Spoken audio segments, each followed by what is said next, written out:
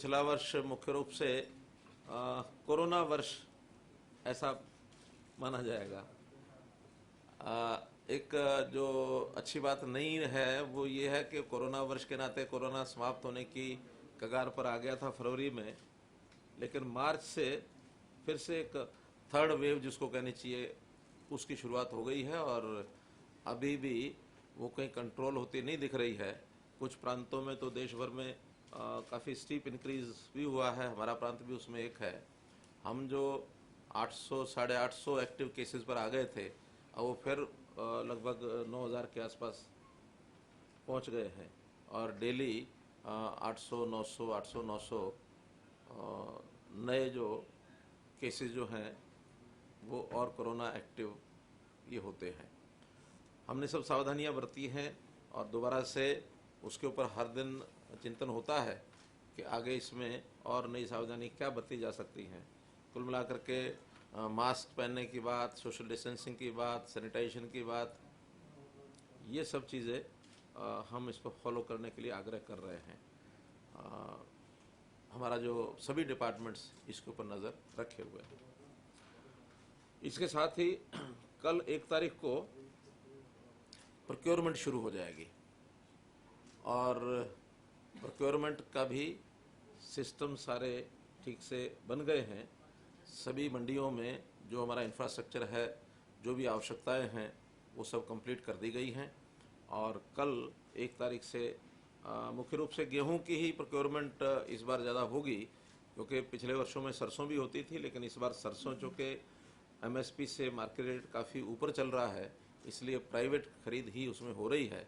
सरकारी खरीद उसमें नहीं हो पा रही अभी, लेकिन रेट अगर आएगा ठीक तो सरकारी खरीद करेंगे, अन्यथा जो प्राइवेट खरीद हो रही है उसी में हमारी जितनी आवश्यकताएं होंगी फिर उसी में से हम पूरा करेंगे।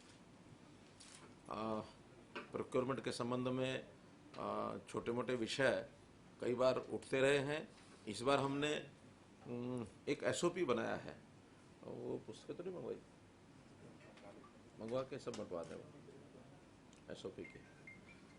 एसओपी हमने डिफरेंट जो स्टेक होल्डर्स हैं उनके लिए करणीय क्या क्या है, फिर वो किसानों से लेकर के और उसके बाद फिर रजिस्ट्रेशन का काम जिन्होंने करना है, मार्केटिंग बोर्ड में, मार्केटिंग कमेटी में सेक्रेटरीज ने क्या करना है, और उसके बाद आड़तियों ने क्या क्या करना है, और उसके बाद ट्रांसपोर्टर्स का काम है, फिर पेमेंट में डिपार्टमेंट का काम क्या है, बैंकों ने क्या करना है, और अल्टीमेटली किसान के खाते में पेमेंट पहुंच जाए। तो ये सारा जो एसओपी है इस बार लिखित में बनाया है, हमने जारी किया है, ताकि उसमें किसी को कोई असमंजस न रहे, हर किसी को अपना काम ध्यान में रहे और उसका सीक्वेंस वो भी सबको ध्यान में रहे, टाइमिंग सबको ध्यान में रहे। और एक बात विशेष हमने की है कि इस बार जो डिलेड पेमेंट है, यानी जे फार्म कटने के 72 घंटे के बाद यदि पेमेंट होती है, क्यों 72 ही है ना, 72 घंटे के बाद अगर डिले होता है तो फिर इंटरेस्ट देंगे हम 9% का। और इस बार इनबिल्ट सॉफ्टवेयर हमने कहा है कि सॉफ्टवेयर में इनबिल्ट कर दें, ताकि जिस दिन पेमेंट हो रही है, जिस दिन उसका जो भेजा जाएगा बैंक को, उस दिन तक, क्योंकि एक दिन बाद में बैंक लेता है, बैंक जिस दिन हम बैंक को डायरेक्ट करते हैं उसके बाद एक दिन के अंदर वो करते हैं, तो वो एक दिन जोड़ करके 72 घंटे है, डिपार्टमेंट ने 48 घंटे लिए। तो ऐसा उस के बाद अगर डिले होता है तो फिर किसान को 9% का इंटरेस्ट भी साथ में जाएगा और पेमेंट किसान को डायरेक्ट जाएगी।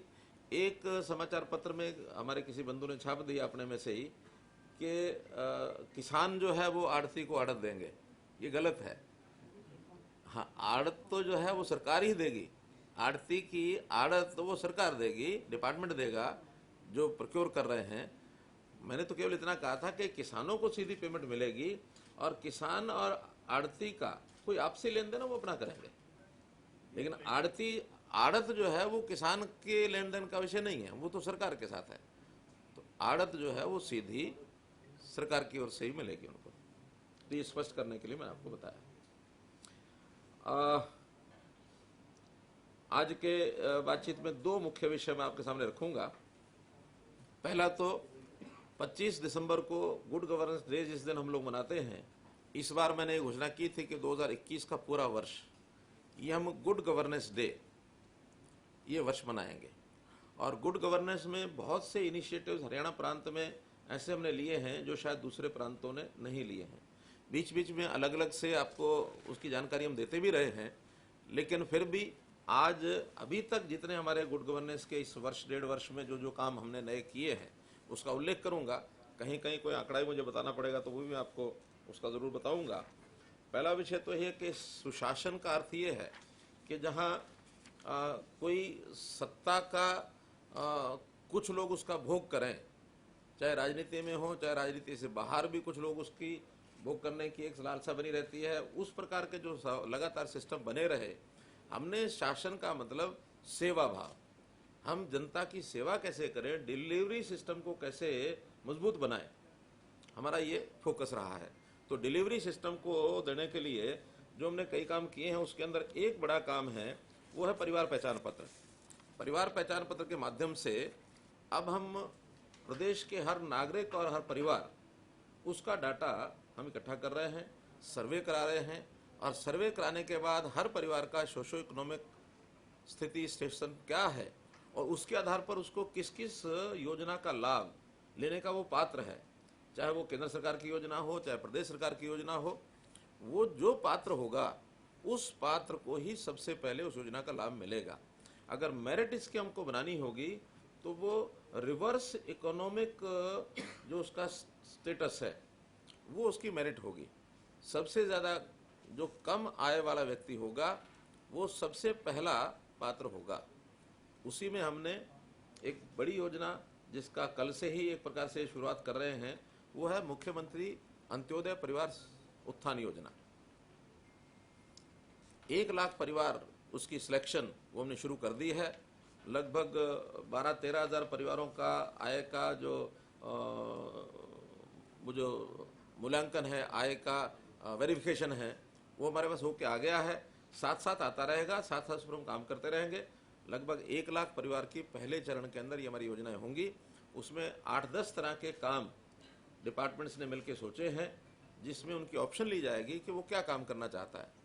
वो कहीं, क्योंकि सामान्य व्यक्ति होंगे इसमें, सामान्यतः जो अनपढ़ गरीब परिवार हैं वही ज़्यादा होंगे, और उनको जो काम करने लायक खास करके मजदूरियां हैं, कई तरह की ठेकेदारी की मजदूरी है, कहीं मनरेगा का काम है, कहीं पंचायत में तरह तरह के काम हैं, या इंडस्ट्री के अंदर इस प्रकार के लोगों की प्राइवेट नौकरियों की ज़रूरत पड़ेगी तो वो उनको ऑफर करेंगे। कुछ इंडस्ट्री के लोगों से हमारा तालमेल कर भी लिया हमने।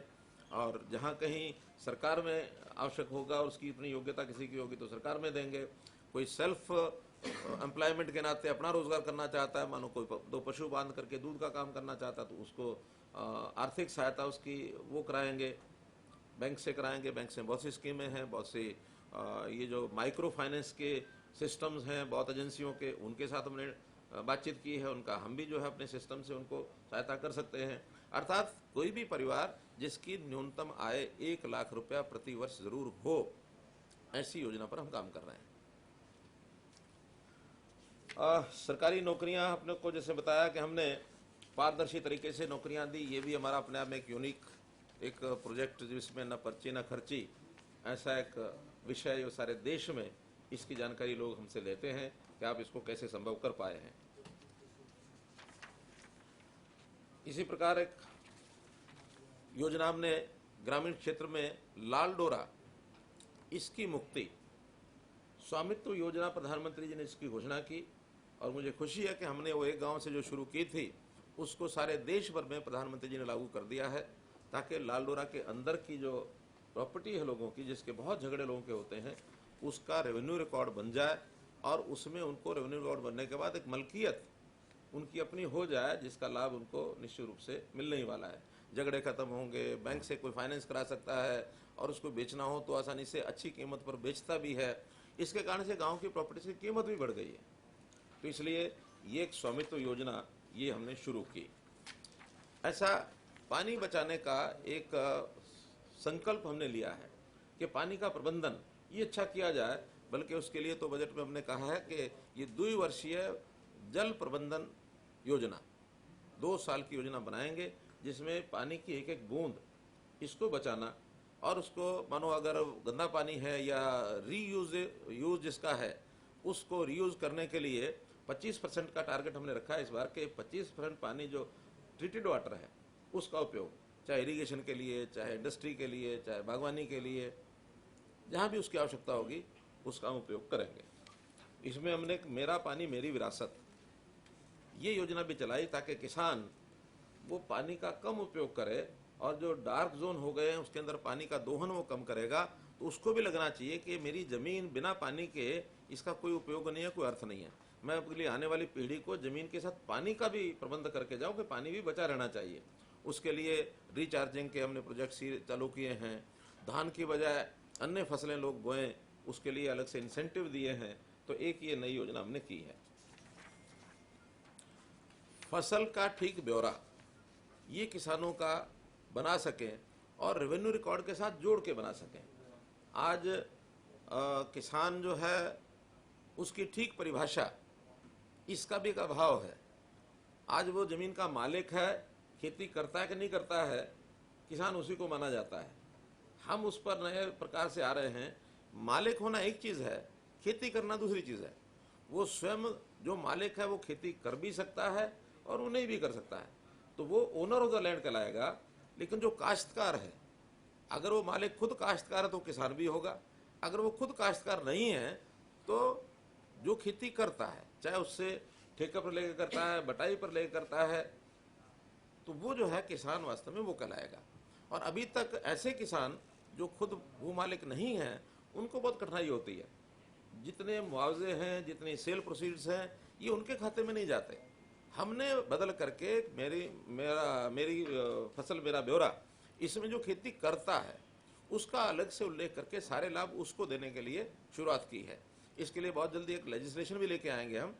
उस लेजिस्लेशन में भी आज जिनको खतरा ये रहता है कि हमारी गिरदावरी के कॉलम में केवल मालिक का ही नाम होना चाहिए, दूसरा होगा तो उसको खतरा हो जाता है कहीं मेरी ज़मीन पर कब्जा ना हो जाए, हम उस लेजिस्लेशन से उनका भय भी दूर करेंगे कि जो खेती करता है वो किसान है, वो मलकियत से उसका कोई संबंध नहीं है। मालिक हो भी सकता, नहीं भी हो सकता, या जो मालिक है वो किसान हो भी सकता, नहीं भी हो सकता। तो ऐसा एक बिल्कुल क्लियर कट कंसेप्ट ये हम नया लेकर के आए हैं। किसान वो मालिक है, खेती बटाई पर दे रखी है तो वो मालिक है। किसान तो आएगा जिससे जो खेती कर रहा है, वो उसका खेती करने के बाद आधी बटाई उसको देता है, वो उसका इनकम उसकी आधी है। लेकिन किसान जो खेती खुद करता है वो किसान है।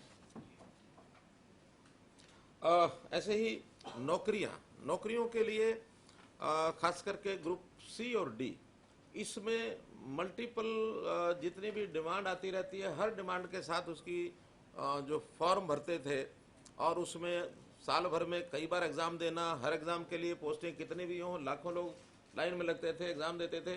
तो हमने उसको वन टाइम रजिस्ट्रेशन ये शुरू किया है और एक eligibility test, common eligibility test, इसका एक प्रावधान किया है जो अब अगले इस वर्ष से शुरू होने वाला है।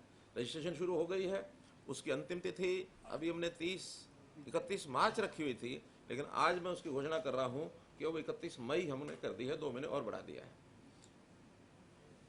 अभी तक आंकड़ा जो बताया जा रहा है मुझे, 4,59,521 कैंडिडेट ने अपने फॉर्म भर दिए हैं, जिसमें से 3,20,000 हरियाणा के रेजिडेंट्स हैं और कुछ ऐसे जिन्होंने स्पेसिफाई नहीं किया कि वो हरियाणा के हैं, बाहर के हैं। 1,36,000 ऐसे हैं, हो सकता है ये भी हरियाणा के हों या बाहर के हों, लेकिन जिन्होंने स्पेसिफाई किया है 3,20,000 है।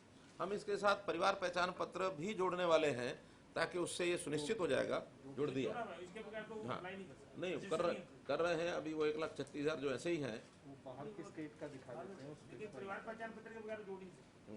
तो जो हरियाणा का दिखाएगा वो परिवार पहचान पत्र जरूर दिखाएगा, जो हरियाणा का नहीं दिखाएगा वो अभी उसके बिना भी रजिस्टर कर सकता है, क्योंकि हम संवैधानिक तौर पर उसको मना नहीं कर सकते। तो रजिस्ट्रेशन तो वो भी कराएगा। 31 मई, 2 महीने और बढ़ा दी, क्योंकि अभी सारा ये जो एग्ज़ाम होंगे वो मई के बाद ही होंगे। 3 महीने तो अभी हमने जो एजेंसी हायर करनी है एग्ज़ाम के लिए, वो सारे सिस्टम के लिए, उसको 3 महीने का टाइम चाहिए, वो अभी हम करने वाले हैं ताकि 3 महीने उसमें लगेंगे। और उसके बाद फिर जून के बाद फिर इस बीच में जो नए रिजल्ट्स भी लोगों के आ जाएंगे वो भी इसमें जोड़ पाएंगे मई तक। ऐसे ही ये जो IAS HCS जो कुछ सीटें मुख्यमंत्री की मुट्ठी में होती थी, हमने वो खोल दी। हमने कहा भाई हमको अपने हाथ से किसी को ना IAS बनाना ना HCS बनाना, आओ जो योग्यता रखते हैं उनका एग्ज़ाम होगा, उसमें जो मेरिट में आएंगे उस मेरिट के बाद जो प्रोसीजर होगा उससे वो बनेंगे। और इसमें HCS तो आपको पता है एक खेप बन चुकी है, IAS भी एग्ज़ाम होकर के उसकी एक लिस्ट UPSC में जा चुकी है, उनका प्रोसीजर है, वो जिनको सेलेक्ट करके भेजेंगे उनको हम सेलेक्ट करेंगे। तो ये भी अपने आप में एक नया एक जो हमारा सुशासन का एक बिंदु। एक हमने कॉलेज विद्यार्थियों के लिए निःशुल्क पासपोर्ट ये बनाने का भी जो कार्यक्रम चलाया है, उसमें जो अप्लाई करता है वो बाद में उसके डॉक्यूमेंट्स वो जमा कराता है, तो 6,800 विद्यार्थियों को निःशुल्क पासपोर्ट जारी कर दिए गए हैं। एक विचार वो जो फाइनल कर दें उसको भी, वो विचार ये है कि अभी तक तो जो अप्लाई करते हैं उन्हीं के लिए पासपोर्ट बना के देते हैं हम। अब एक कैटेगरी पोस्ट ग्रेजुएट के जो भी विद्यार्थी होंगे वो अप्लाई करें ना करें उन सबको पासपोर्ट देंगे। अभी इसके नीचे नहीं किया, इसके नीचे जिनको बनवाना बनवाएं, लेकिन पोस्ट ग्रेजुएट के जितने विद्यार्थी यूनिवर्सिटीज़ में हैं या कॉलेजेस में हैं हरियाणा में, उनको सबको कोई ना भी अप्लाई करे, सबका एक प्रकार से पाठ्यक्रम का हिस्सा हो जाएगा कि डिग्री लेके जाएगा तो साथ में पासपोर्ट लेके जाएगा। निःशुल्क, कोई शुल्क नहीं। एक हमने ट्रांसपोर्ट डिपार्टमेंट में, आपको हर डिपार्टमेंट की स्थितियां तो मालूम है ही हैं, सब जगह कुछ ना कुछ जो गड़बड़े हैं, एक एक चीज़ को, ये हमारी ही सरकार है कि हम ढूंढ रहे हैं कि कहाँ गड़बड़ है। हमको कोई शिकायत करे या न करे, लेकिन हम उनको ढूंढ के उसको ठीक कर रहे हैं। जहाँ पता लग जाए उसकी इंक्वायरी भी कराते हैं, उसके लिए टीमें भी बनाते हैं, उसके लिए चाहे विजिलेंस हो चाहे और कोई तरीका हो, उन सबको बुक करते हैं ताकि शुद्धिकरण कर सकें। तो ये हमने एक ट्रांसपोर्ट डिपार्टमेंट में ऑपरेशन शुद्धि ये एक कार्यक्रम चलाया। सभी डिस्ट्रिक्ट लेवल के जो हमारे RTAs हैं उनको नाम दिया है DTOs नए तय किए, और उसमें जो ठीक DTOs हमको हमारे हिसाब से ध्यान में आए वो सब तय किए हैं। और उसके कारण से जो रिजल्ट निकला है, मैं एक आंकड़ा दे रहा हूँ आपको, नवंबर 19 से मार्च 20 तक कुल 9,800 चालान हुए, जिसमें से 8,823 का निपटान भी हो चुका है। 37,000 करोड़ रुपए की राशि मिली। ये 6 महीने हैं। ये DTO 37 करोड़, ये DTO बनाने से पहले के विषय 6 महीने, यानी मार्च 20 तक। और उसके बाद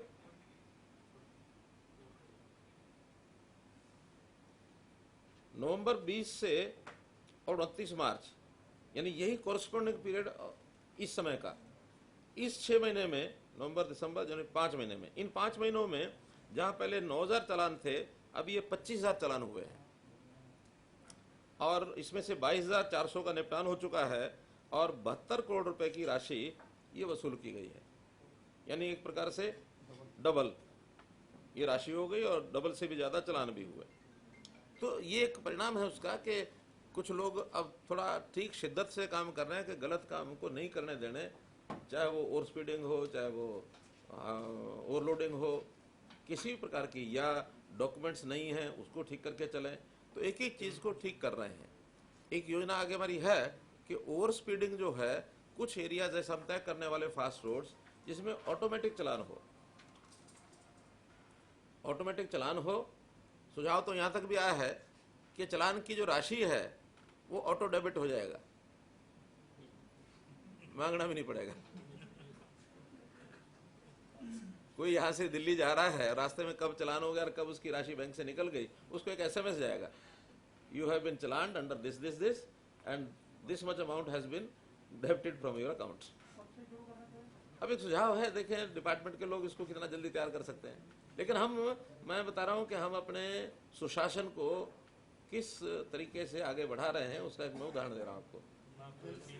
कल से 5,000 से ऊपर वाली जो राशि है, कल से 5,000 से ऊपर वाली जो राशि है वो ऑटो डेबिट नहीं हो पाएगी। मतलब उससे पहले वाला नहीं, अभी तो हमने ऑटो डेबिट किया नहीं है।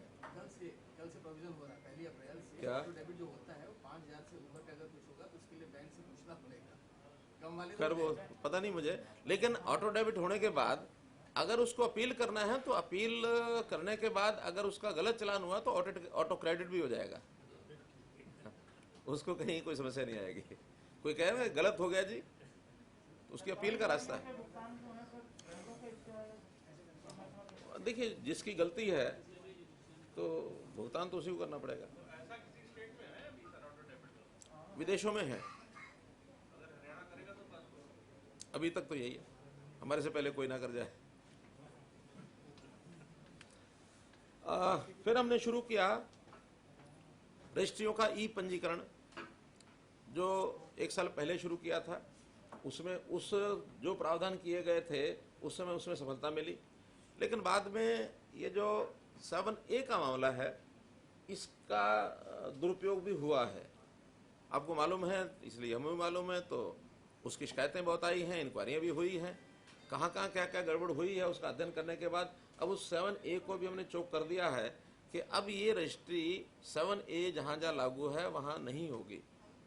पहले थोड़ा परमिशन लेके उसमें लूपहोल कई तरह थे, उस नाते से वो करा देते थे नीचे, लेकिन अब उसको लूपहोल को बंद किया है। इसकी कुछ कठिनाइयाँ आ रही हैं, लेकिन उन कठिनाइयों को दूर करने के लिए सावधानी जरूर बरतेंगे कि कठिनाई भी दूर हो, लेकिन उसमें कोई लूपहोल भी नहीं छोड़ेंगे ताकि भ्रष्टाचार ना हो। अब इससे एक जो उसका लाभ होगा, अनऑथोराइज्ड कॉलोनीज ये नहीं बन पाएंगी। अभी तो हजारों की संख्या में हर सरकार उनको रेगुलर करती रही है, हमने भी एक बार रेगुलर की है, अब भी रेगुलेशन का एक मूव चलाया हुआ है हमने, उनको करेंगे। लेकिन आगे ना बने, कम से कम कोई एक समय ऐसा जरूर हमें तय करना पड़ेगा कि इसके बाद इसको चेक लगे। तो हमने उसको 7A को सख्ती से लागू किया है कि 1 एकड़ से नीचे जो भी जमीन होगी वो रजिस्ट्री कराते समय उसका NOC लेना पड़ेगा, और एग्रीकल्चर लैंड तो हो पाएगी, non agriculture land unauthorised colony में कहीं भी रजिस्ट्रेशन उसकी नहीं होगी। पहले बीच में आपने जो ये किया था कि NOC UMP से आएगा, DTP से आएगा, ऑटोमेटिकली आएगा, नहीं तो ड्यूल माना जाएगा, फिर उसके बाद ही वो दी जाएगी, वो प्रक्रिया बंद कर रहे हैं। नहीं, उसमें अब डिपार्टमेंट लगे हुए हैं, जहाँ कहीं लूप होल है उसको चेक करेंगे। ये टोटली बंद कर दिया जहाँ पर भाई अगर मान लो हम सुविधा के लिए ये करें कि ऑटोमेटिक कर दें और कहीं डिपार्टमेंट के साथ मिलजुल करके कोई उसको डिपार्टमेंट में चढ़ाया नहीं, डीम्ड हो गया तो गड़बड़ तो हो ही गई। इसलिए जहाँ गड़बड़ होने के चांस हैं उसको डीम्ड भी बंद करेंगे। पूर्णतः बंद है 7A। हाँ, 7A बिल्कुल बंद। 7A में जो उचित एग्रीकल्चर की लैंड है वही होगी।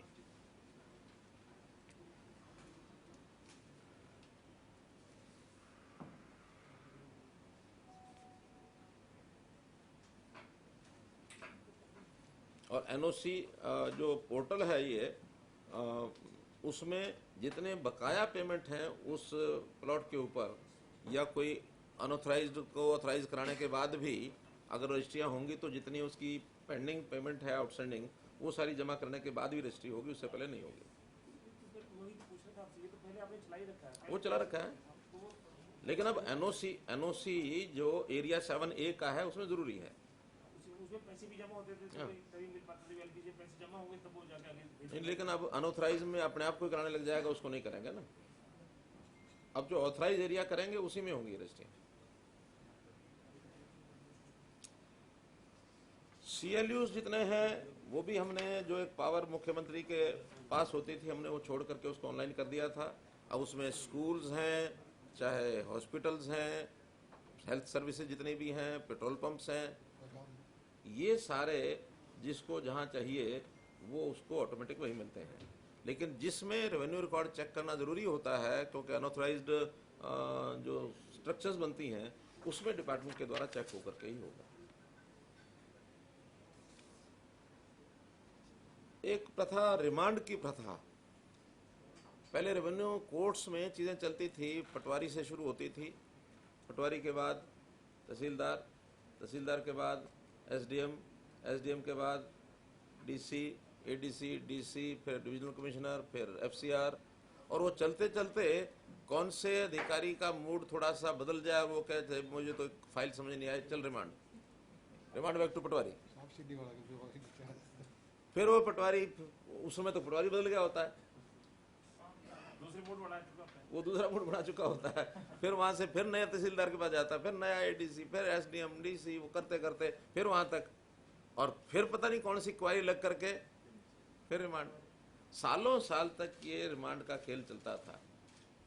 हमने रिमांड का खेल खत्म कर दिया कि जो भी कोई एक अधिकारी अपना निर्णय देगा, एक अपील होगी, उस सेकंड अपील में जो उन्होंने निर्णय कर दिया उसके बाद आगे अपील नहीं होगी।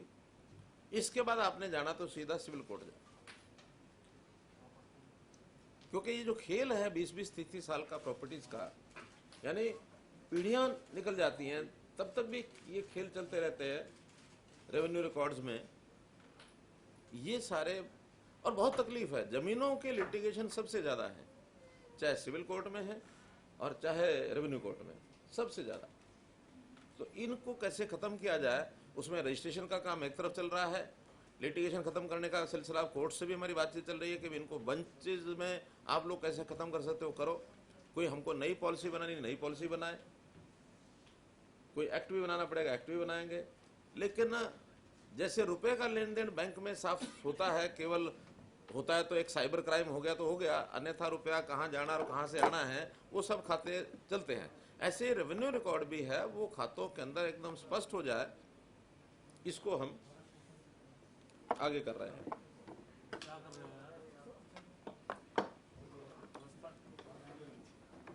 ला भैया मुझे पकड़ा दे, चल तुझे आप,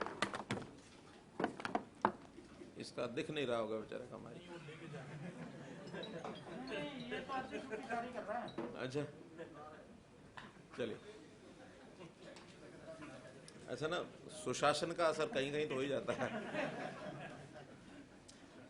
एक हमने ये जो डिफरेंट स्कीम्स सरकार की, चाहे केंद्र की चाहे प्रदेश की, इसको अलग अलग ऑफिस में जा करके अलग अलग बाबुओं के पास जाके खड़ा होना पड़ता था, और हर जगह अलग से फार्म भरो, और फिर वो बार बार चक्कर काटना, मेरा ये काम हुआ कि नहीं हुआ, हुआ कि नहीं हुआ। जितनी सर्विसेज पब्लिक को चाहिए वो सब एक काउंटर पर मिलेंगी, और उस काउंटर का नाम हमने रखा अंत्योदय सरल पोर्टल। उसको कहीं कहीं सरल पोर्टल कहा, कहीं अंत्योदय कहा, कहीं अंत्योदय सरल कहा। वो कितने टाइप की स्कीमें हैं उसको जोड़ करके अंत्योदय पोर्टल या सरल पोर्टल या अंत्योदय सरल पोर्टल। शहरों में कहीं कहीं ई दिशा केंद्र पहले खुले थे, उनमें भी ये सारी सेवाएं, सब सेवाएं एक जगह पर आपको मिलेंगी। तो इसके अंदर लगभग 550 सेवाएं और योजनाओं के फार्म सारे एक ही जगह भरे जाते हैं, और उन सबको जोड़ दिया है परिवार पहचान पत्र के साथ, ताकि फार्म भी भरने की आवश्यकता नहीं। आपने अपना परिवार पहचान पत्र भरा और उसके अंदर सारी डिटेल आ गई। आपको व्यक्तिगत योजना का लाभ है तो किस व्यक्ति को चाहिए उसका टिक किया, ताकि उस व्यक्ति की सारी बातें पता लग गई, और उसमें आपने जिस योजना को सिलेक्ट करना है वो सिलेक्ट करो, डिपार्टमेंट के पास पहुंचेगी, आपको योग्यता आपकी है तो आपको तुरंत मिलेगी। तो अंत्योदय सरल पोर्टल पर 41 विभागों की 450 सेवाएं और योजनाएं ये आज दी जा रही हैं।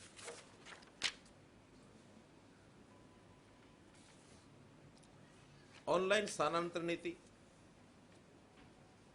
हमने जो ट्रांसफर पॉलिसी बनाई, सबसे पहले शिक्षा विभाग में बनाई थी अध्यापकों की। इसके बाद ऐसे जो काडर हैं जिनकी 500 संख्या एक काडर की है, ऐसे सब विभागों की हमने लागू कर दी थी।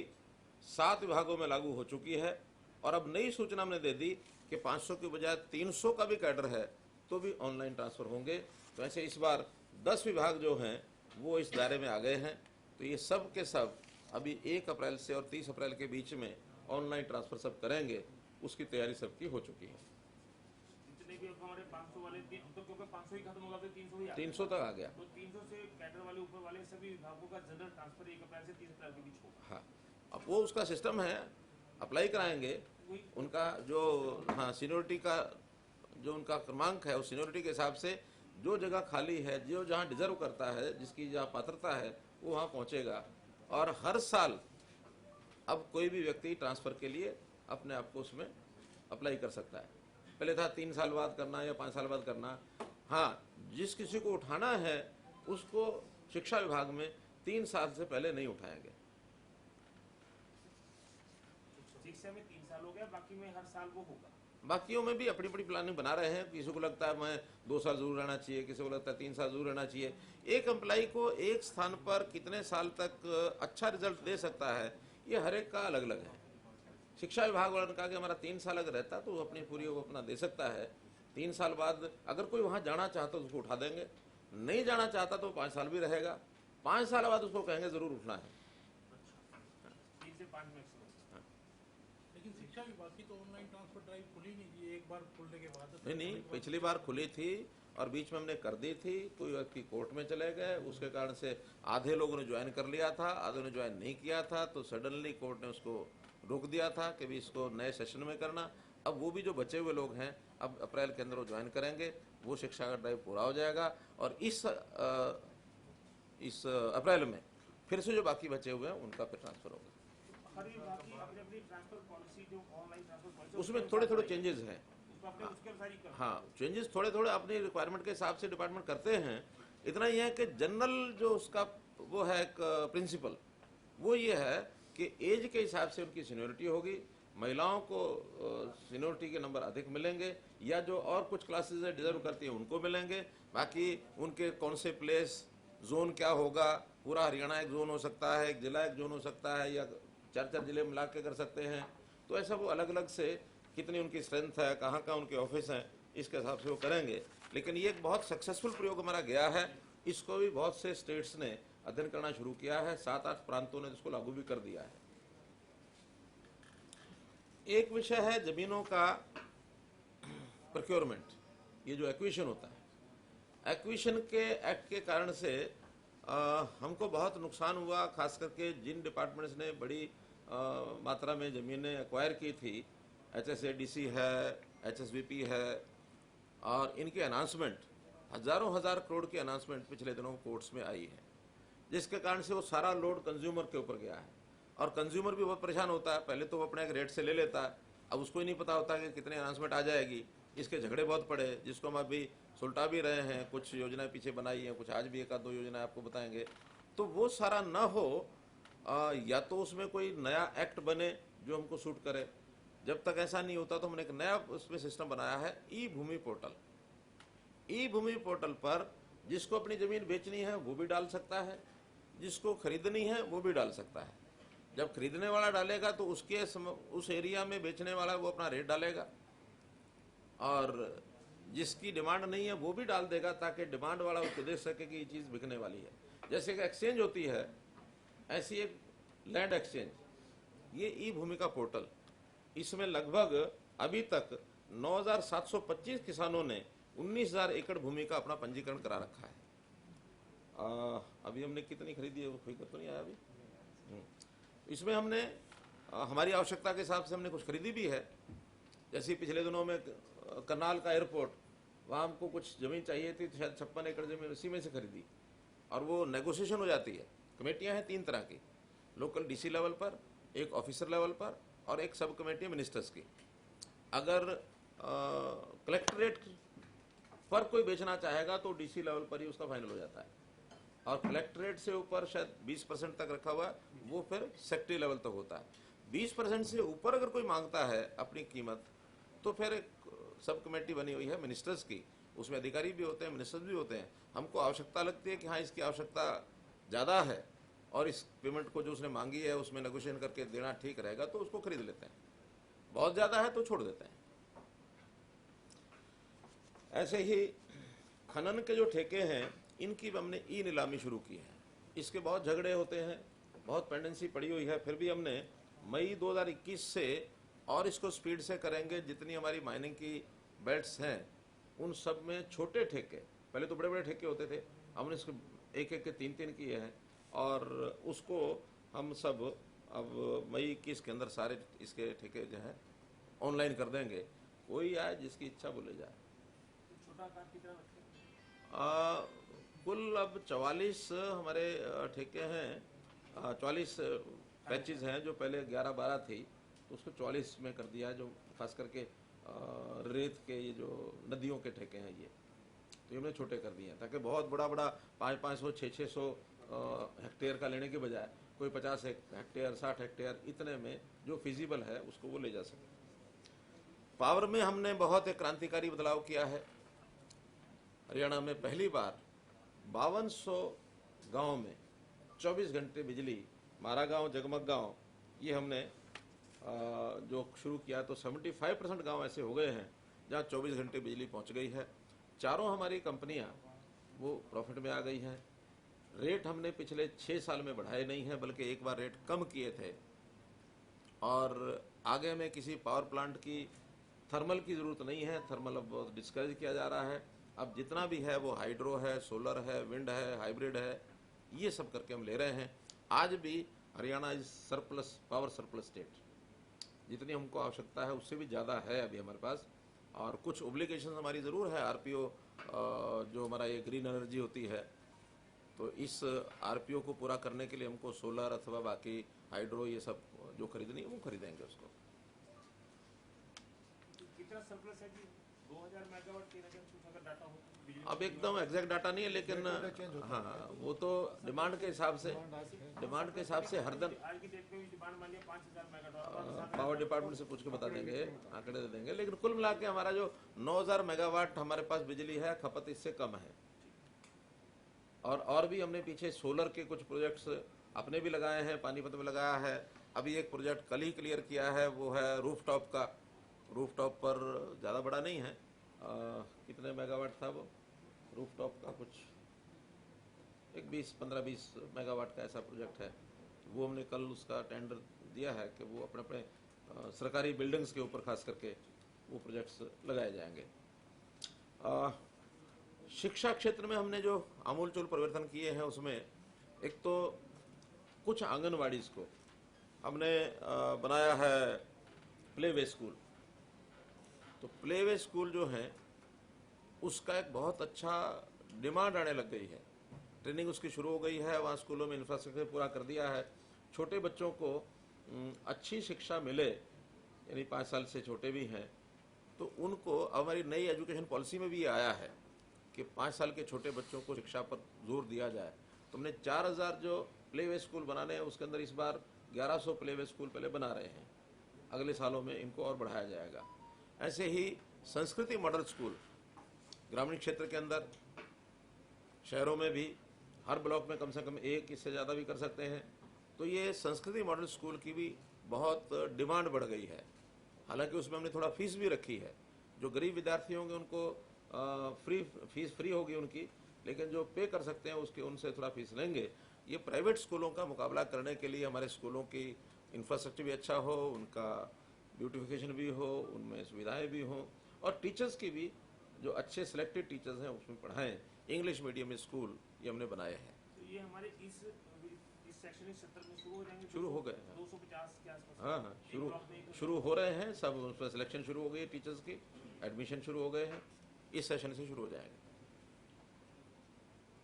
हमने कंपटीशन के लिए जो विद्यार्थियों की प्रतिभा, गरीब विद्यार्थी की खास करके सुपर 100 कार्यक्रम चलाया, और सुपर 100 के 2 जगह पर सेंटर्स थे। उन दोनों जगह पर जो विद्यार्थी थे उसमें से 83 विद्यार्थी ऐसे हैं जो IIT और मेडिकल कॉलेजों में जिनको दाखिला मिला है। 200 में से 83, यानी 100 विद्यार्थी एक जगह होते हैं, दोनों जगह 200 थे। अब इस बार संख्या उसकी 200 और कर रहे हैं, यानी 4 सेंटर हो जाएंगे। तो उस यानी जो विद्यार्थियों को, प्रतिभावान विद्यार्थियों को मौका मिले आगे बढ़ने का, ये एक विषय भी हमने चलाया है। बेरोजगार युवक, पढ़ा लिखा युवक, इसके लिए 100 घंटे प्रति महीना की जो स्कीम बनाई हमने, उसमें भी 1,29,000 सक्षम युवाओं को विभिन्न विभागों में ये ऑनरेरियम हमने दिया है। और इसमें से संख्या एकदम एग्जैक्ट नहीं है, लेकिन लगभग 30,000 से ऊपर ऐसे विद्यार्थी हैं जो स्टूडेंट हैं जो इसमें से अपना कहीं ना कहीं पक्का रोजगार लेकर के इसमें से बाहर निकले हैं। कहीं नौकरी लग गए, किसी ने अपना रोजगार कर लिया। तो यानी यहाँ उनका जो अनुभव है, उस अनुभव का भी उनको लाभ मिलता है। तो 3 साल तक उनको 100 घंटे प्रति महीना काम देकर पोस्ट ग्रेजुएट को 9,000 रुपया, ग्रेजुएट को 7,500, +2 को 6,000, ऐसा ये राशि भी उनको दी जाती है। एक अच्छा कार्यक्रम ये सफलतापूर्वक ये आगे बढ़ाया गया है। मित्रों, लगातार नए विचार, नए आइडियाज़ आप जैसे बंधुओं से भी मिलते हैं, हमारे डिपार्टमेंट के लोग भी सोचते हैं, कुछ थोड़ा बहुत हमें भी अगर दिन रात में कभी सोचने का मौका मिल जाए तो ध्यान में आता है, लेकिन नए प्रयोग करने में कभी हम हिचकिचाए नहीं हैं। मेरे बारे में कुछ लोग कहने लगे हैं कि प्रयोग धर्मी मुख्यमंत्री है। तो आपसे मैं अपेक्षा करूंगा कि ऐसा कोई जो विषय लगता है समाज की समस्या को दूर करने के लिए ये नया काम किया जाए, उसको करने के लिए हमेशा हम तैयार हैं। योग कर्मी मुख्यमंत्री प्रयोग धर्मी। एम साहब, जो आपने कहा ना कि डायरेक्ट पेमेंट होगी किसानों को, लेकिन पंजाब के जो बीजेपी के नेता हैं वो इसका विरोध कर रहे हैं। सुरजीत जानी है, हरजीत ग्रेवाल है, वो कह रहे हैं हम केंद्र से मांग करेंगे कि डायरेक्ट पेमेंट ना हो, आड़तियों के माध्यम से ही पेमेंट हो पंजाब के। देखिए, अपने अपने प्रदेश की कोई स्थिति हो सकती है, मुझे मालूम नहीं है, लेकिन हमारे यहाँ किसानों ने बहुत स्वागत किया इसका, कोई कठिनाई नहीं है। और हमारा तो एक सैद्धांतिक बात उसके पीछे ये है कि आखिर फसल का मालिक कौन है? फसल का मालिक कौन है? तो जो मालिक है वो चीज बेचता है तो पैसा किसको मिलना चाहिए? मालिक को मिलना चाहिए। अब उनका कोई फाइनेंशियल अरेंजमेंट आड़ती के साथ रखना तो रख ही सकता है, ये व्यापार है, दुनिया करती है। हम आप कोई भी किसी से कोई पैसा लेते देते हैं तो इसमें कोई हस्तक्षेप सरकार का थोड़ी है। जो सामान फैक्ट्री वाला भी बनाता है तो वो जिसको बेचता है पैसा वो उसी को देता है। इसलिए उस सिस्टम से चलने में हमें कठिनाई नजर नहीं आती है और इसमें किसी को दुविधा भी नहीं है कोई।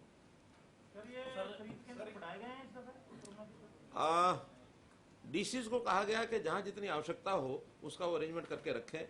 हर किसी ने अपना अल्टरनेट अरेंजमेंट बना के रखा है ऑन डिमांड, क्योंकि अभी प्रोक्योरमेंट वैसे तो कल 1 तारीख से खोल दी गई है, लेकिन अभी हमें लगता है कि गेहूं थोड़ा सा लेट है, जाके 8-10 तारीख को इसका थोड़ा वजन आएगा। 8-10 तारीख के बाद वो निर्णय ले सकते हैं कि जहां कहीं ज़्यादा आवक हो रही है वहां अलग से परचेज सेंटर उस पर व्यवस्थाएं कर देंगे और उन व्यवस्थाओं में आड़ती जहां जाएंगे आड़ती पहुंचेंगे, जहां आड़ती नहीं जाएंगे वहां टेम्परेरी लाइसेंस भी हम दे देंगे। अच्छा डिसीजन लिया है IAS-SCS वाला, जो आपने बताया कि अब यूपीएससी के थ्रू अपॉइंट होंगे, तो आप इतने साल से मुख्यमंत्री हैं, आपने देखा है कि क्या ये IAS और SCS काम में कैपेबल होते हैं जो इस तरह से लगते हैं?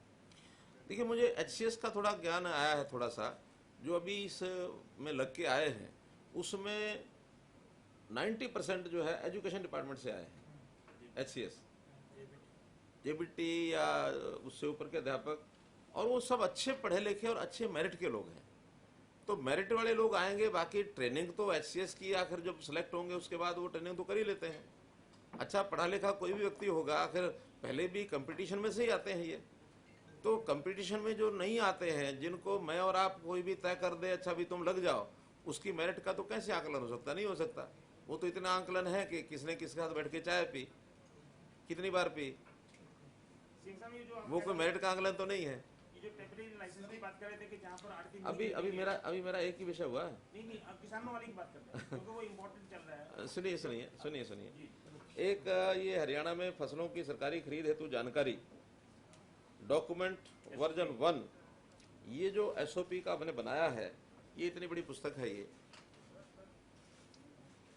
हम सब लोग इसको देख सकते हैं और इसको अब जाते समय यह भी बढ़ सकती है। कॉपी कितनी आई है? तो 20-25 तो फिर नहीं पूरी हो पाएंगे, नहीं पूरी नहीं हो पाएंगे, रुक जाओ। हाँ, फिर आप कुछ तय करके PDF तो PDF को दे देंगे। तो लेकिन इसमें हर एक बात का जो हमारे प्रश्न होंगे उसका उत्तर इसमें है।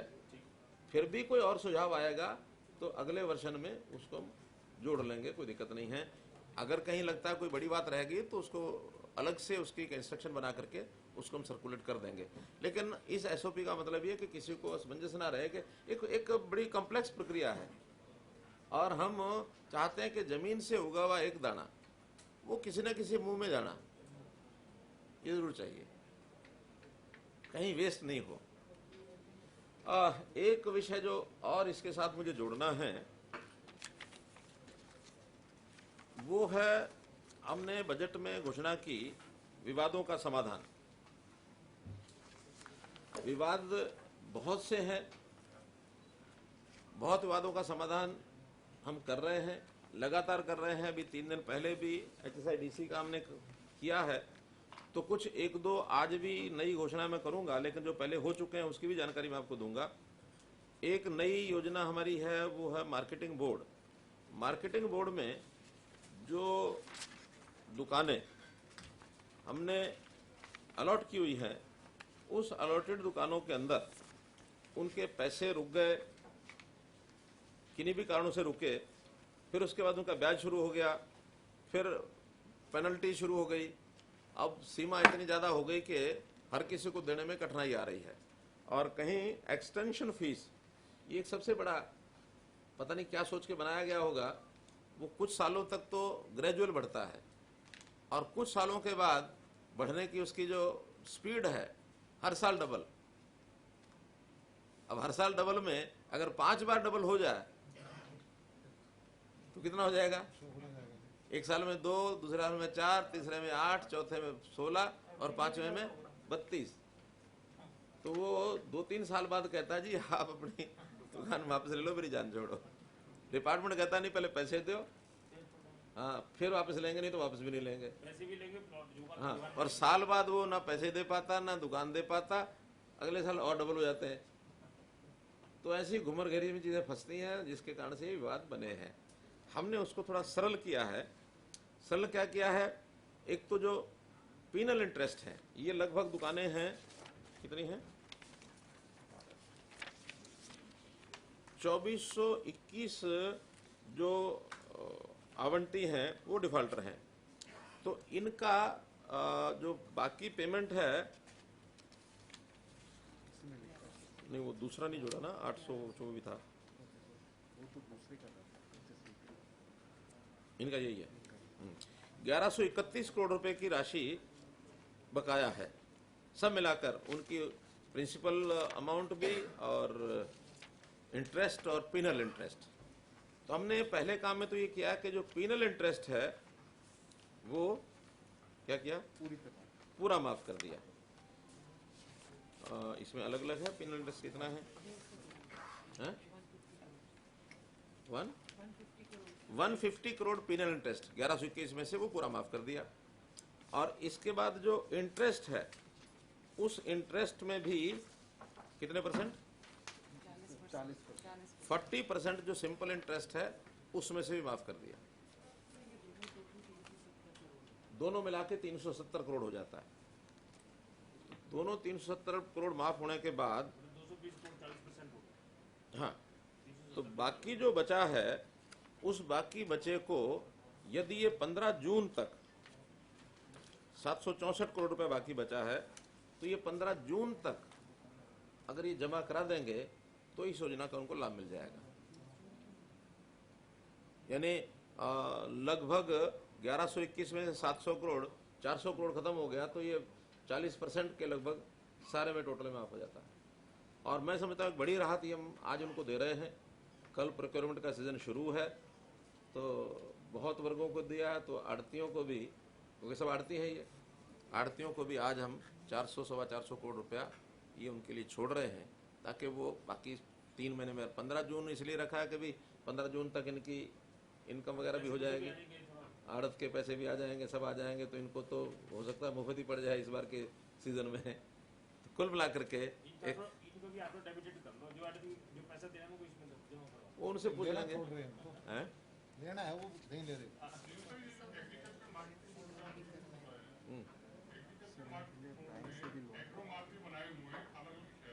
एग्रो, हाँ 4-5 महीने हमारे ध्यान में है सब, ध्यान में है सब, ध्यान में नहीं, सब ध्यान में है, सब ध्यान में है। डिपार्टमेंट को कह दिया है, उसकी प्लानिंग बना रहे हैं। पंचकुला में तो एक मार्केट बना भी दिया है, फ्लोर के ऊपर मार्केट है, कुछ कुछ फ्लोर बीच बीच में किराए पर चल रहे हैं, सरकारी ऑफिस है। लेकिन आपकी बात ठीक है कि बहुत पैसा उस पर खर्च हुआ है और उसका जो उपयोग होना चाहिए उस प्रकार से पता नहीं क्या सोच के बनाया गया होगा, लेकिन वहाँ किसान जो है अपनी मंडी उस एयर कंडीशन में जाके बनाएगा। देखिए, किसान का अपना एक वातावरण होता है, उस वातावरण में तो वो चीज़ जाके बेच सकता है। वहाँ उस जगह पर या तो कोई व्यापारी ले या कोई और हो, लेकिन जितनी उसकी कॉस्ट बैठ गई, उस कॉस्ट में वहाँ जा करके ये चीज़ अभी संभव नहीं लग रही है। विदेशों में कहीं संभव हो गया होगा, लेकिन यहाँ वो नहीं है। तो उसको आप दूसरा उपयोग क्या हो सकता है, उसका हम विचार करके उसको मोनेटाइज कर लेंगे उसको। ऐसे ही कुछ और योजनाएं हैं जो हमने पहले की हैं। कहाँ है वो सारा कागज? मेरे मेल वाला कागज।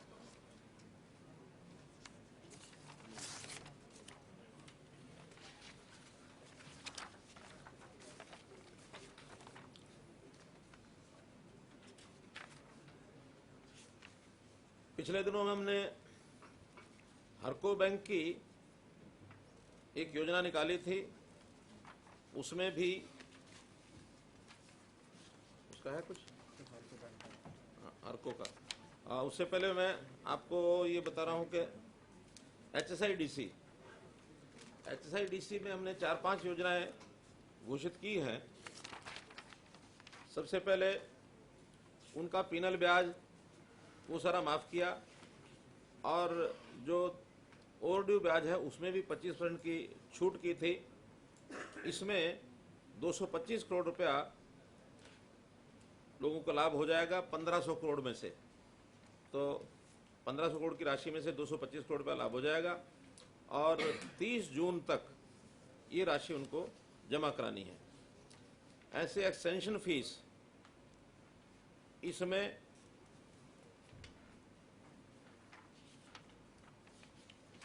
भी कुछ रेट्स को रैशनलाइजेशन किया है, और पहले की अपेक्षा टेबल नहीं बनाई आप लोगों ने कोई।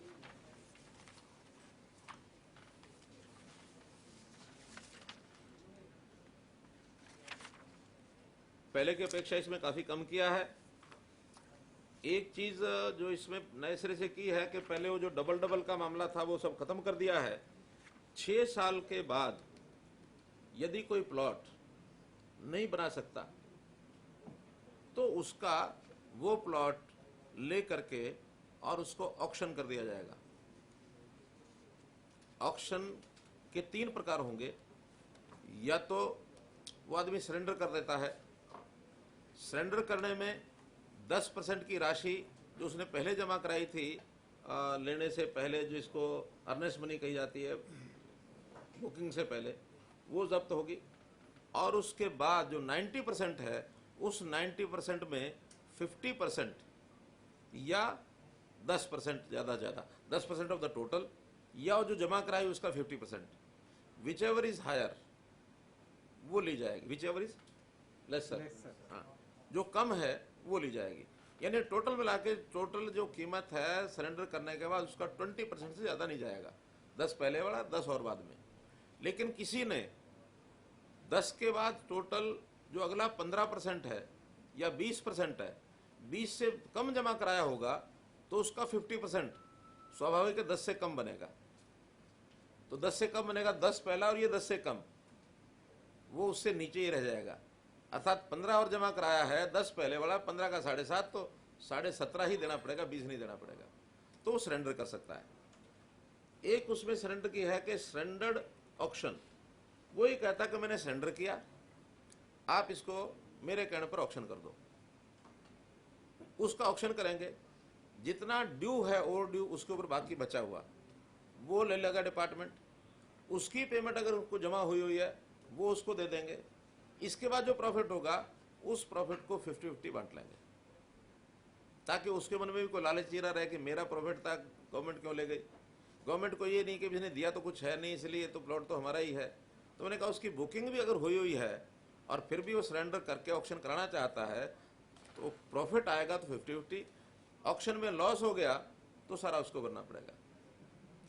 लेकिन उसमें जितना पैसा जमा कराया हुआ है उसी सीमा तक उसको भरना पड़ेगा, इससे ज़्यादा लॉस है तो नहीं भरना पड़ेगा और कुछ नहीं देना पड़ेगा, ताकि वो लॉस में भी छोड़ करके जाना चाहे तो जाए। और थर्ड है यानी सरेंडर्ड ऑक्शन नहीं है, वैसे ऑक्शन है।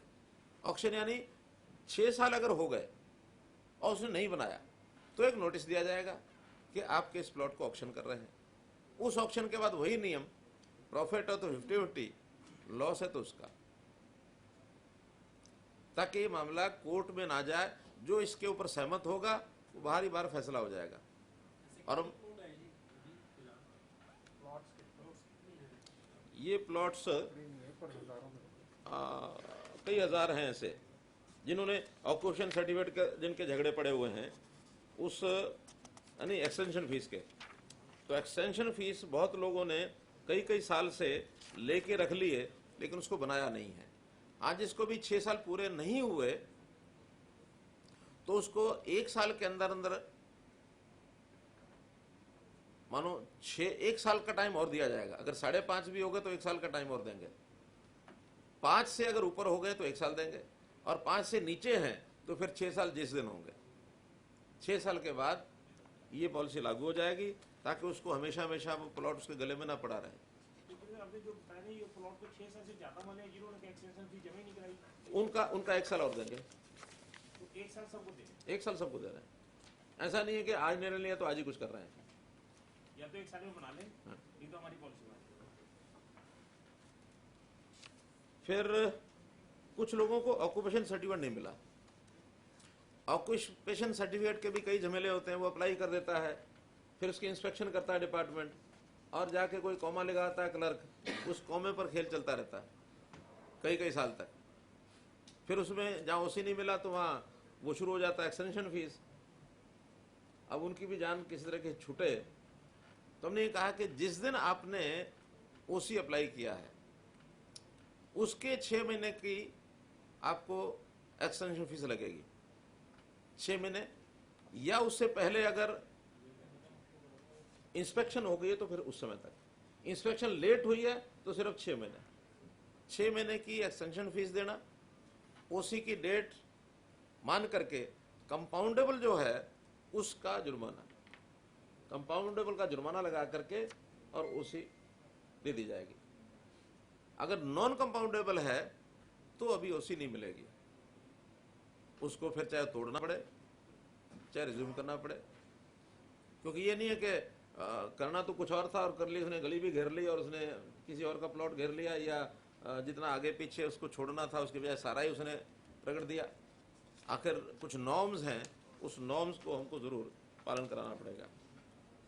तो जो आप यहाँ पारदर्शिता इसमें जो इंस्पेक्शन है, ओसी मैंने अप्लाई कर दिया, इंस्पेक्शन उनके ऊपर डिपेंड है, तो इंस्पेक्शन का टाइम भी हो गया अप्लाई करने के, 30 दिन के अंदर इंस्पेक्शन करेंगे। वो भी कर रहे हैं, लेकिन अभी तो पिछला बता रहे हैं कि 6 महीने के अंदर अंदर अगर इंस्पेक्शन हो गई तो उस समय तक, नहीं हुई है तो मैक्सिमम 6 महीने। इंस्पेक्शन चाहे अभी हुई है चाहे नहीं हुई है, उसने अप्लाई कर दिया ओसी तो उसको दे देंगे।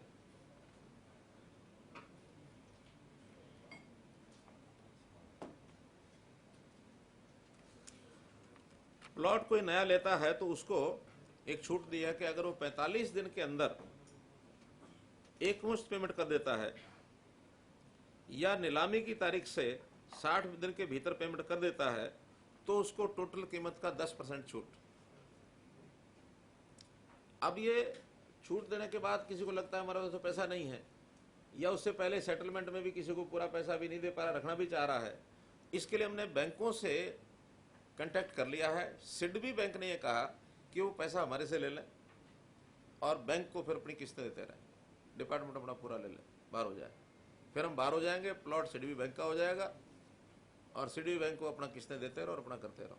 हमारा ना कोई फिर ओसी का चक्कर, ना कोई इसका चक्कर उसका चक्कर, कोई चक्कर नहीं।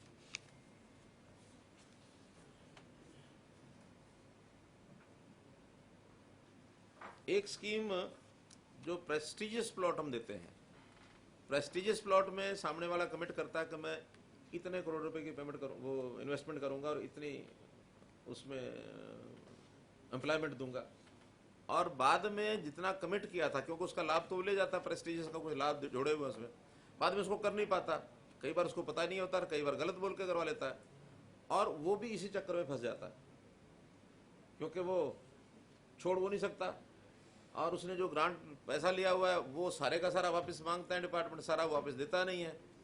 उसको भी एक राहत दी है कि कितने % उसने वो कमिटमेंट पूरी की है।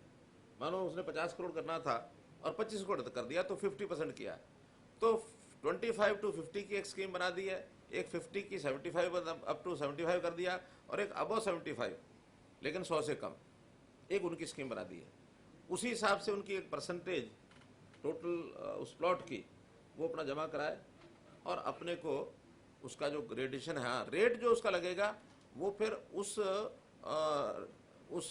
जो प्रेजेंट रेट है, नहीं उसका रेट का क्या करेंगे, अच्छा, वो जो जितने परसेंट लगाएंगे उसी में क्लियर कर देंगे, उसके ऊपर 1% जुर्माना लगा दिया, वो जुर्माने से फिर उसको अलॉट कर देंगे, उसको उसी दे देंगे। ये इन्वेस्टमेंट के लिए जो प्रोसेस है वो 30 करोड़ है, मतलब कितनी अमाउंट का है अलग है, तो 20 है, कहीं 50 है, कहीं 100 है। तो इसमें अगर कम इन्वेस्टमेंट की है हमारी तो उसको, तब जुर्माना लगा हाँ देंगे। तो हाँ तो उसके ऊपर जुर्माना लगा के उसको छोड़ देंगे। HSIDC ने और हरियाणा फाइनेंस कमीशन ने कुछ लोनिंग की हुई है, और वो लोनिंग भी बड़े भयंकर रूप से उनके खिलाफ आउटस्टैंडिंग हो गई है, वो सारी उम्र भी उसको दे नहीं सकते। उसकी भी स्कीमें बनाई हैं, और उस स्कीम में जिस दिन वो NPR हो गया है, NPR कहेंगे क्या कहेंगे, NPA कहते हैं, NPA, हाँ सॉरी, नॉन परफॉर्मिंग। तो उस दिन तक ही उससे जो वसूला जाएगा उसका ओरिजिनल प्रिंसिपल अमाउंट और उसका ब्याज,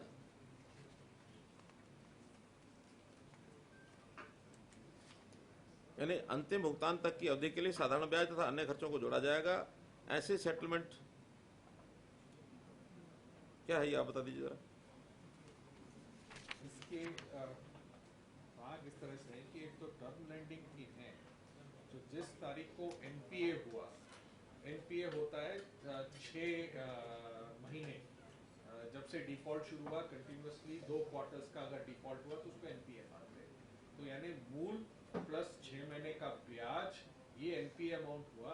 इस NPA अमाउंट के बाद का जो ब्याज है या पीनल इंटरेस्ट है, वो पीनल इंटरेस्ट तो माफ कर दी जाएगी, और जो ब्याज है, जो 13.5% की ब्याज लगती है, उसमें 3% ब्याज की छूट देके उसको हम क्लियर करा देंगे, यानी कोई पीनल इंटरेस्ट नहीं लगेगा। नहीं, 3 सिंपल इंटरेस्ट कर नहीं, देंगे। उसमें भी अगर उसके 1 महीने के अंदर, आज से 1 महीने के अंदर देगा तो 3% छोड़ेंगे, 1 महीने से 2 महीने के बीच में छोड़ेगा तो 2% देंगे, 2 महीने और 3 महीने के बीच में छोड़ेगा तो 1% देंगे, और 3 महीने के बाद पूरे 13.5, ये ना। हाँ जी सर, यही है।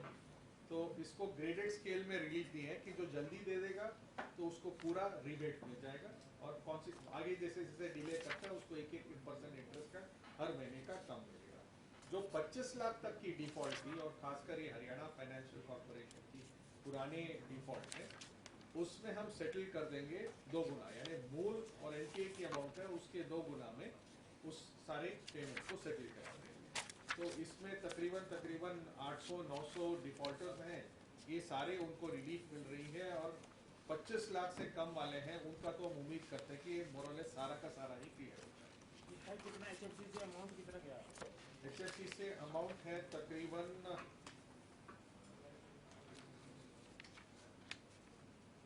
720 करोड़ के आसपास।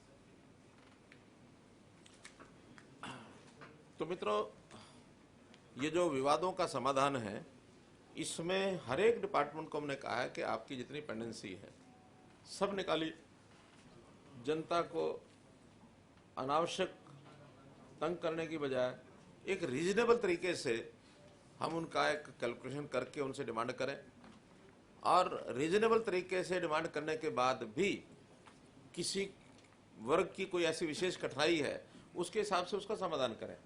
जमीन, प्लॉट, ये तो कुल मिला के या तो सरेंडर करें, सरेंडर करने के बाद रिज्यूम करें या उसकी ऑक्शन करें, यही उसका एक तरीका, फार्मूला, और कोई नहीं है।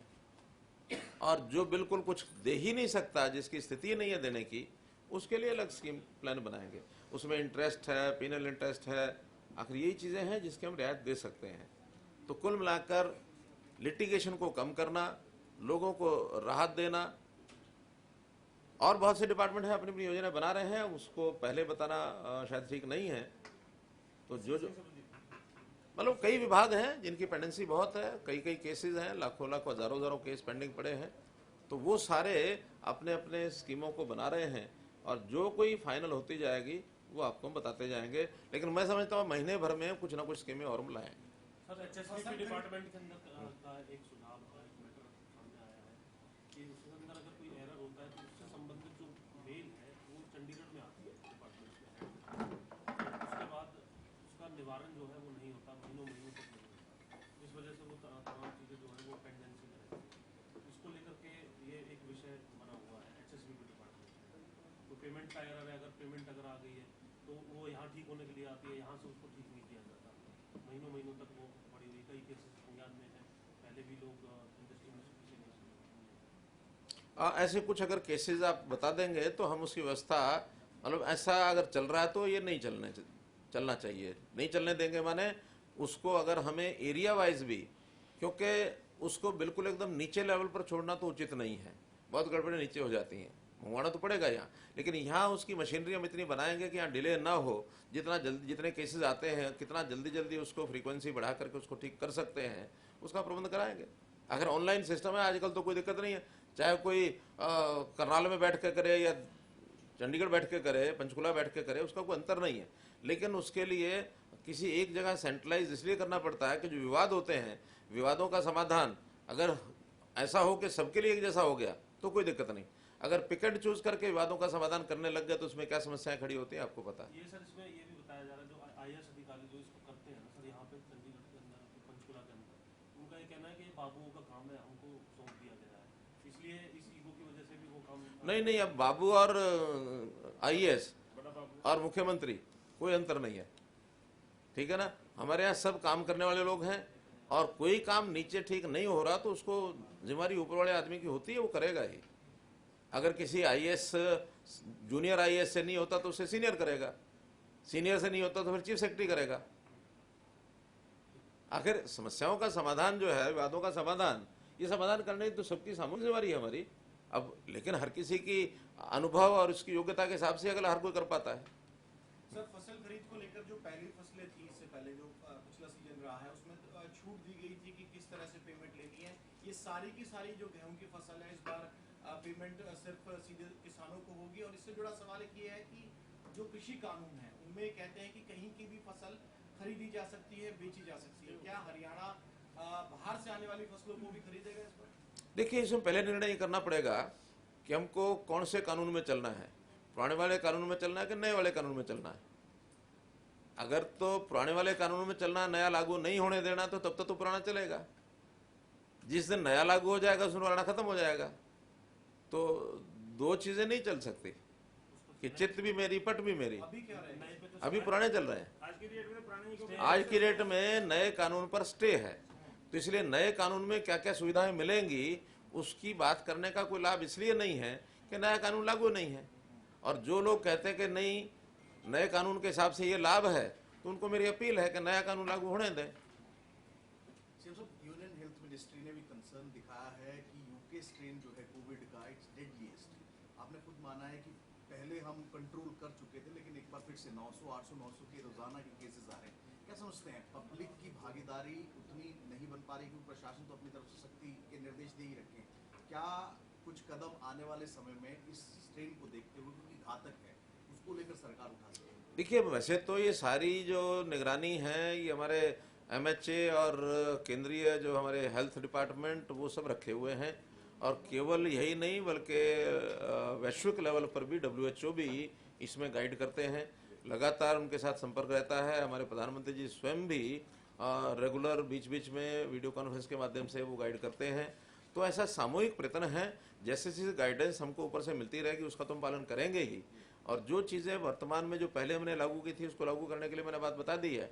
थोड़ा और इसमें जो पहले प्रावधान किए गए थे जो अभी हमने विचार करना है उसको हम 1-2 दिन में बैठ करके विचार करेंगे। जैसे मानो संस्थाओं में अटेंडेंस जो है, पहले कुछ लोगों को वर्क एट होम के लिए कहा गया था, कहीं 50% अटेंडेंस कही गई थी, कहीं गैदरिंग की एक लिमिटेशन लगाई गई थी, स्कूलों को हमने बंद किया था, इंडस्ट्री में भी रेस्ट्रिक्शन लगाई थी।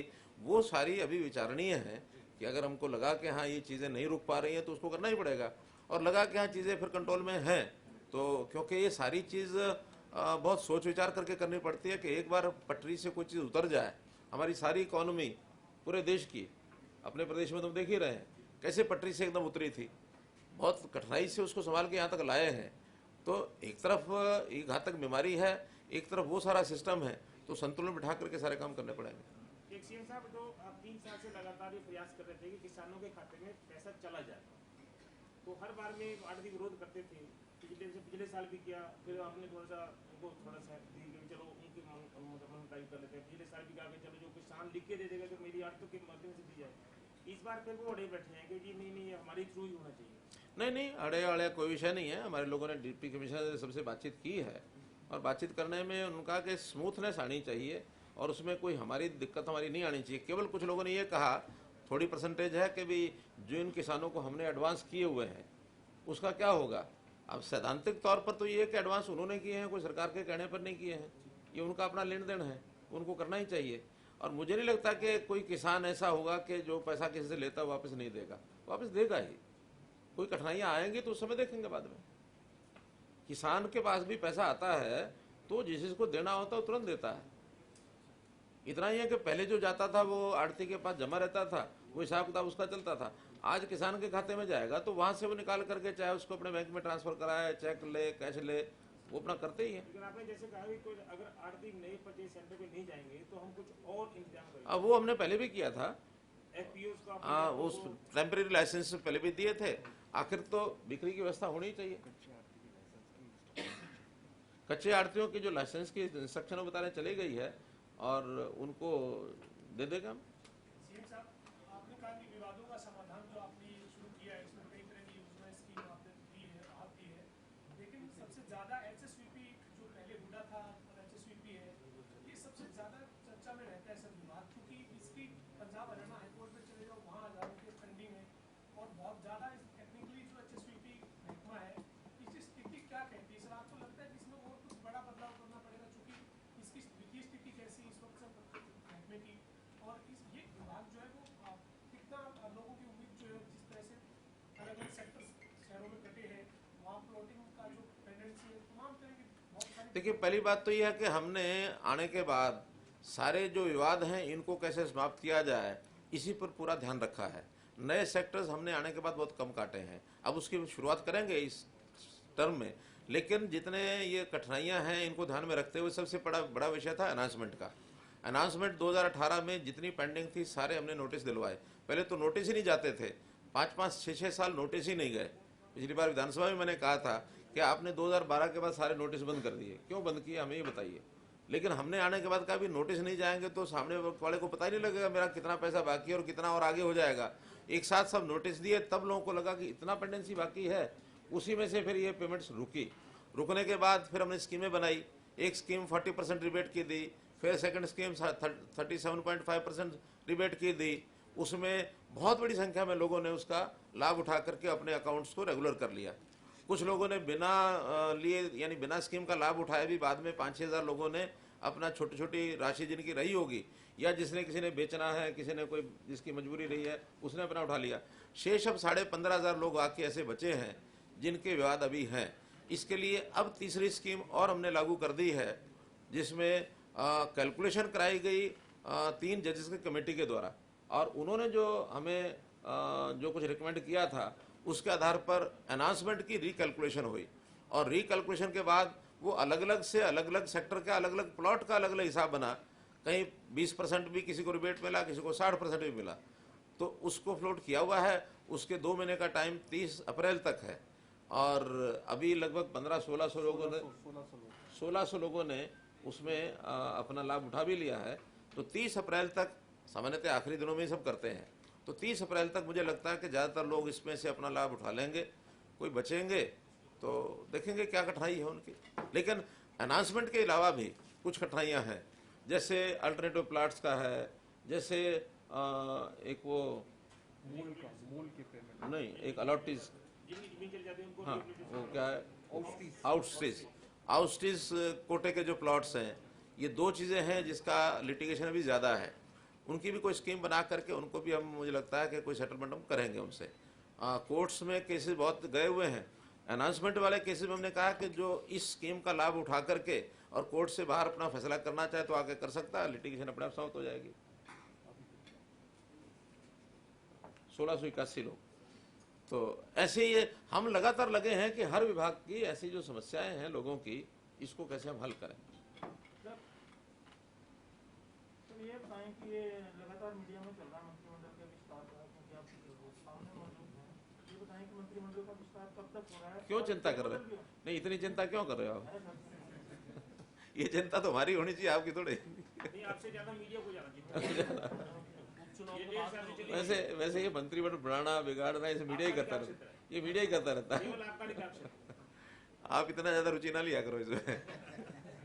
चुनाव को लेकर संभावना नहीं है सर, नहीं कुछ। अभी कोई संभावना चुनाव को लेकर के सर क्या जो दो चुनाव आयोग को निवेदन करेंगे कि उचित जो परिस्थिति हो उसमें चुनाव कराएं वो। पंचायत चुनाव को लेकर है सर, बीच में आपने कहा था कि परिस्थितियां उस हिसाब से नहीं है, कुछ नया कुछ चेंजेस आया। नहीं तो अभी तो जैसे मैंने बताया कि परिस्थितियां जैसे आप देख रहे हैं, ऐसी वातावरण वातावरण, हाँ जैसा वातावरण था वैसे ही है, अभी अंतर क्या है कुछ नहीं। कोविड तो पहले भी था लेकिन बीच में झटका खा के फिर आ गया। कोई नहीं, करा लेंगे, लेकिन काम किसी का रुकने नहीं देंगे। ग्रामीण क्षेत्र में जितने काम हैं विकास के, जितनी लोगों की डिमांड्स पहले आई हुई है हमारे पास या आगे आएंगी, वो काम किसी का नहीं रुकेगा, एडमिनिस्ट्रेटिव तरीके से हो जाएंगे। जेजेपी के कुछ कार्यकर्ताओं ने अभय चौटाला का विरोध किया। जेजेपी के, हाँ जी सर, तो अब ये होने लगा एक दूसरी पार्टी के लिए, तो इसको किस देखिए लोकतंत्र में ये सारी चीजें एक सीमा में रह करके ही होनी चाहिए, सीमा पार किसी को नहीं करनी चाहिए, बार बार कह चुका हूँ। ठीक है, सब लोग प्रसन्न रहें, धन्यवाद। नीचे